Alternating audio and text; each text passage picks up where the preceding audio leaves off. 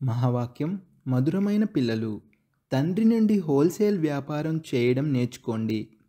మన్మనాభవ అల్లాను స్మృతి చేయడం మరియు చేయించడము ఇదే హోల్సేల్ వ్యాపారము. మిగిలినదంతా రీటైల్ వ్యాపారము. ప్రశ్న: తండ్రి తమ ఇంట్లోకి ఏ పిల్లలను ఆహ్వానిస్తారు?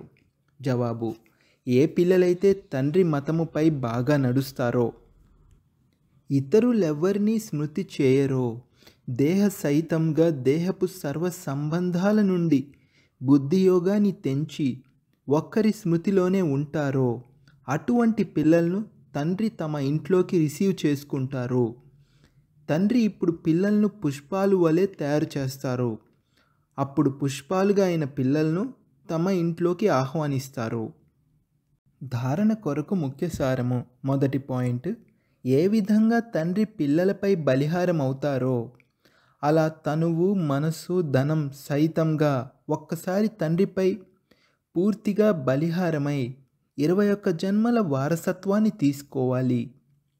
రెండో పాయింట్: తండ్రి ఏ అమూల్యమైన అవినాశి ఖజానాను ఇస్తారో దానితో మీ జోలెని సదా నిండుగా ఉంచుకోవాలి. సదా మేము పదమ భాగ్యశాలురము అన్న సంతోషము మరియు నషాలోనే ఉండాలి. వరదానము: బ్రాహ్మణ జీవితపు ప్రాపర్టీని మరియు పర్సనాలిటీని అనుభవం చేసే మరియు చేయించే విశేష ఆత్మాభవ. వివరణ: బాప్ దాదా బ్రాహ్మణ పిల్లలందరికీ ఏ స్మృతిని ఇప్పిస్తారంటే, బ్రాహ్మణులుగా అయ్యారంటే అహో సౌభాగ్యము. కానీ బ్రాహ్మణ జీవితపు వారసత్వము, ప్రాపర్టీ సంతుష్టత, మరియు బ్రాహ్మణ జీవితపు పర్సనాలిటీ ప్రసన్నత. ఈ అనుభవం నుండి ఎప్పుడూ వంచితులుగా ఉండకండి. మీరు అధికారులు, దాత, వరదాత, విశాల హృదయంతో ప్రాప్తుల ఖజానాను ఇస్తున్నప్పుడు దాన్ని అనుభవంలోకి తీసుకురండి మరియు ఇతరులను కూడా అనుభవజ్ఞులుగా తయారు చేయండి.